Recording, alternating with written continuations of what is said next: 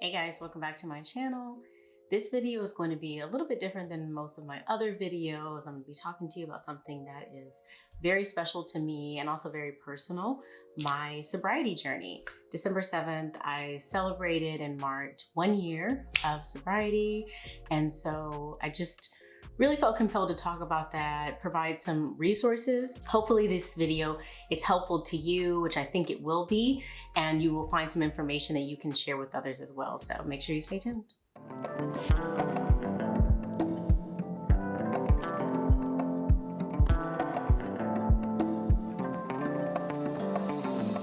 So there are a couple of things I wanted to address right in the beginning of the video. The first of which is that I want to just disclose and share that I personally do not live with the disease of addiction, and I do not have a dependence on a substance or on alcohol. I want to make it very clear that a lot of what I'm going to talk about in my personal journey is going to be very different from the challenges and experiences of individuals who are living with an addiction or dependence to a substance. And so I just want to acknowledge that I understand that there's a difference there, and I hope that you do as well. I just mentioned stigma.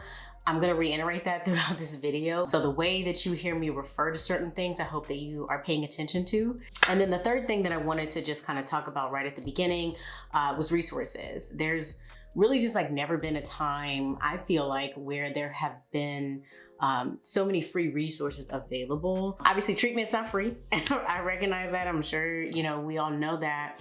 But there are resources that can provide immediate life-saving intervention for people. I'm going to be extremely thorough in the description, so make sure you look below the video for links, phone numbers, website. But let me just get into a little bit of my personal story and journey.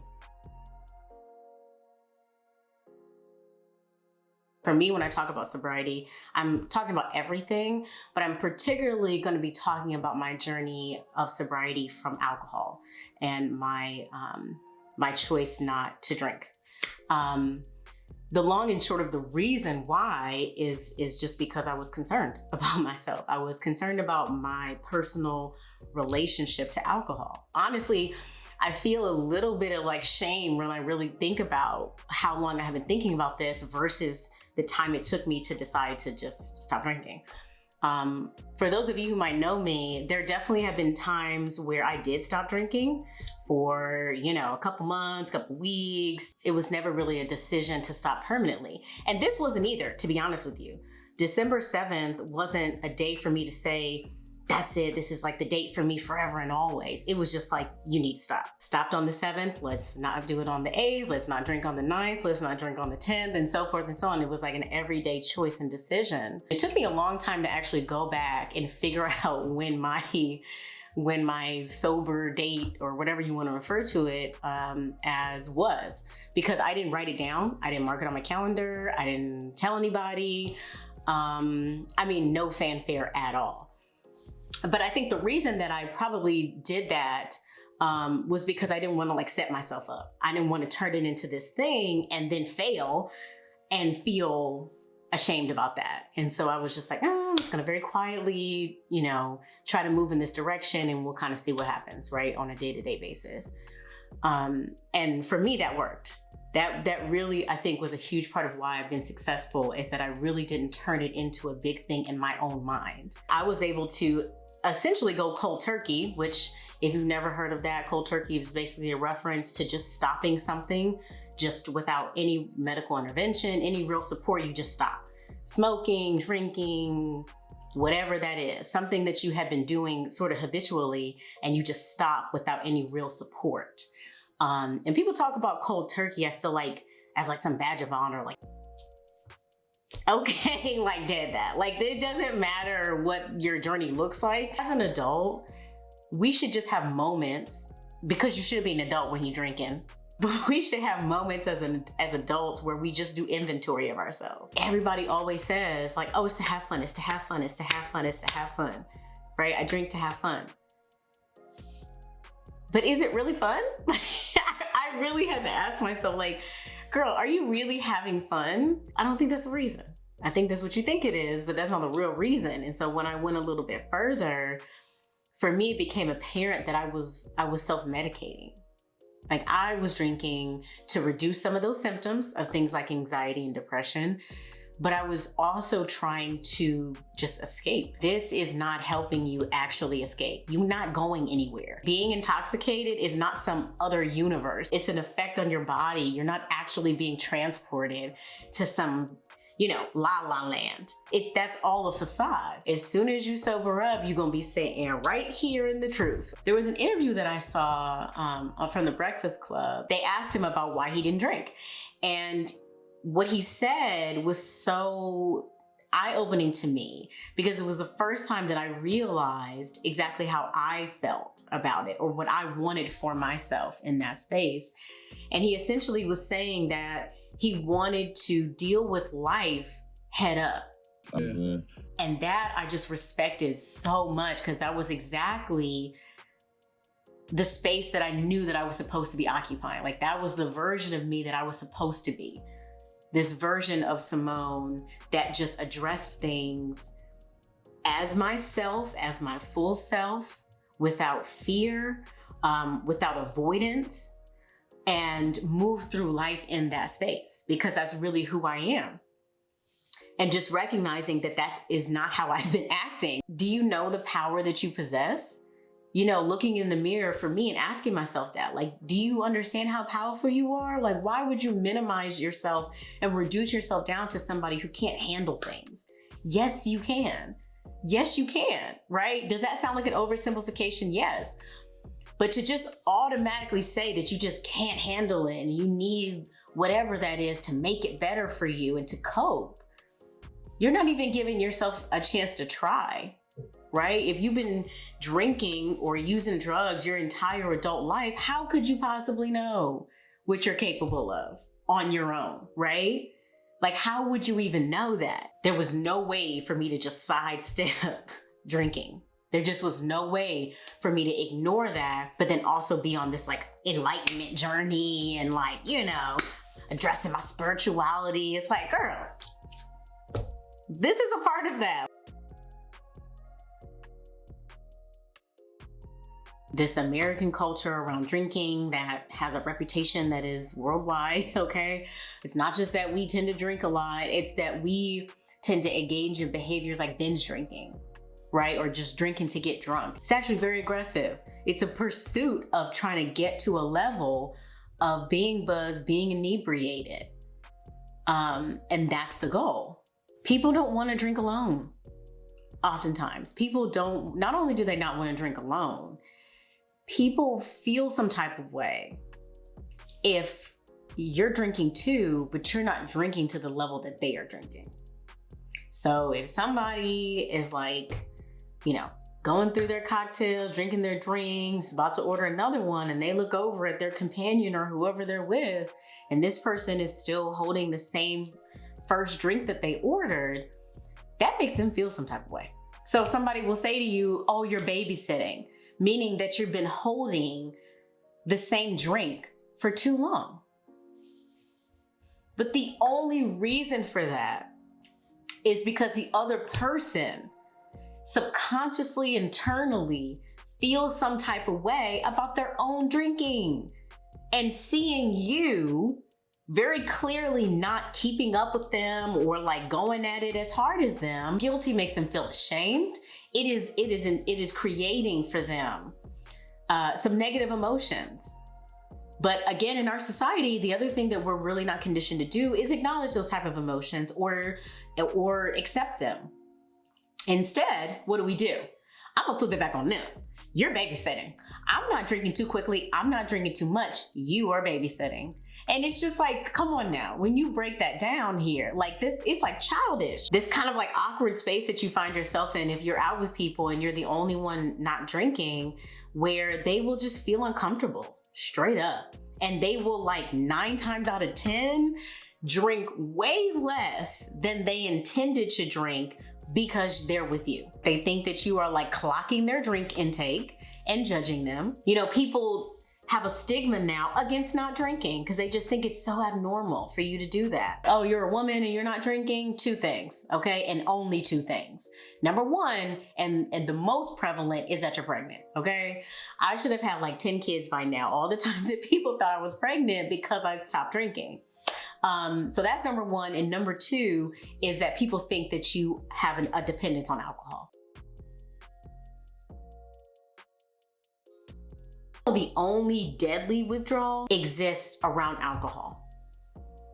Not all these other street drugs, it's alcohol, okay? If your body has developed a dependence on alcohol and you do try to go cold turkey, like I was talking about before, this is a life-threatening thing. I'm not gonna sit here and tell you to cold turkey quit drinking, and you shouldn't tell other people to do it either. I'm not sharing my cold turkey journey to endorse that particular method. I'm just talking through what was happening for me in my space.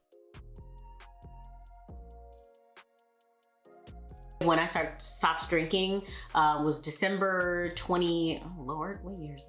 December 2020, which obviously it was still in the middle of, when we're still, I don't know, there's no middle of the pandemic. It's all still happening. There's no middle because there's no end. So it was very much still during the time that a lot of things were locked down, especially like bars. People weren't going out to bars essentially, right? I didn't have on my social calendar all these invitations to go to happy hour. People were getting on Zoom and doing like virtual happy hours and things like that, and doing a lot of liquor store runs, okay? And drinking at home. I do still have from a trip to Mexico, these like, no, not Mexico, Cuba. Cuba, I have these like kind of custom mini rum situations that are like a collector's item to me. So I do have those like somewhere hidden in my house. I don't even know where they are. But I knew I was never gonna open those. So I guess technically I do have some alcohol still in my house, or for the most part, it's a dry county. I thought about it because I realized that it had become habitual in a sense, right? That, you know, after work on these days or whatever, you know, were times where I would typically drink, I would think about it, but it wasn't this like yearning where I felt like I was pulled in that direction. So me being able to work through cravings was a lot easier than I thought it was gonna be. But I think it's also important to acknowledge that there were definitely times where I did have a moment where I was like, okay, I need a drink, okay? One of the things I tend to do is remember things from my past as being more like romanticized or like colorful and superb than they actually were in real life. I don't know where that comes from. If anybody knows, feel free to tell me. Maybe it's something I worked through in therapy. I remember people as being finer than they were. I remember people as being funnier than they really were, nicer than they were, all kind of stuff. When I would think about wanting a drink, sometimes it would be triggered by some kind of like happy memory, sharing a cocktail, like, you know, cutting up, kikiing, and just having a good time, and just a moment of just like happiness in life. But when I really just sat with it a little bit longer and really allowed it to develop in my mind a little bit more, I would realize, I would kind of pull that rose-colored lens off of my memory and realize that I might have been enjoying a moment with a friend or a partner, but the alcohol itself wasn't creating that, right? It was there, it was a part of it, but it like wasn't the memory. It wasn't the moment. Who's to say that you can't still create those feelings and have similar moments, just minus the alcohol? You can have like big belly roll laughter sober, and it's not just that things are funnier when you're drunk. Like, are they? Maybe, but like things are still funny as hell to me. Like, I laugh all the time, and it's a different kind of laughter, right? It's a different kind of enjoyment that I feel because I'm fully present. Whereas before, a lot of things were like disjointed, like sloppy, because it was just so influenced by this like mind-altering substance. If all else fails, the one thing that really helps me remembering vividly hangovers, vividly remembering the feeling, the smell, you know, if you know, you know, okay? Like what I'm talking about. There are just, you know, certain things associated with like when you're drinking that are not cute, that are not glamorous, that are just like trifling and just not the jam, okay? Like not your finest moment. We've all been there. I'll bring one of those out of my repertoire. It's like, is that who you want to be? Is that version of Simone allowed in your future? It's not an easy journey. When you think about AA, Alcoholics Anonymous, and the 12 steps, have you ever looked at the 12 steps? Those 12 steps include things that most people could never do. It talks about like vocalizing, like in detail, wrongs that you have done, and then following that up with direct amends to the people that you've harmed. I mean, like most of us could never, right? Look somebody in the face that we have harmed and atone for that. It's not always your choice to be sober. And I also am not trying to say that that should be your choice. Again, I'm really not here promoting any particular lifestyle other than healthy ones, okay? Honestly, statistics say that out of individuals who overindulge in alcohol versus those who completely abstain, the people that end up being the most healthy are those that are right in the middle, who basically like moderately drink. And I'm sure you probably heard that before, like moderate drinking, which can be a little confusing and like subjective. But yeah, so it's not to say that like abstinence from alcohol is like the only option, the best option, the most healthy option. The goal of this video was to just share some of what my journey has looked like and just try to start a conversation, right? To bust up the stigma, start a conversation. I recognize that a year of sobriety is not very long. Okay. For me, it feels a lot longer than a year. And so I'm going to continue to provide updates about my journey, about my story, things that I've learned. Hopefully someone can glean some positive information from this. And just to know that you're not alone. Things that you might have been thinking, somebody else in the world's thinking it too. Okay. Like you are not alone. And you should never, ever feel like you are.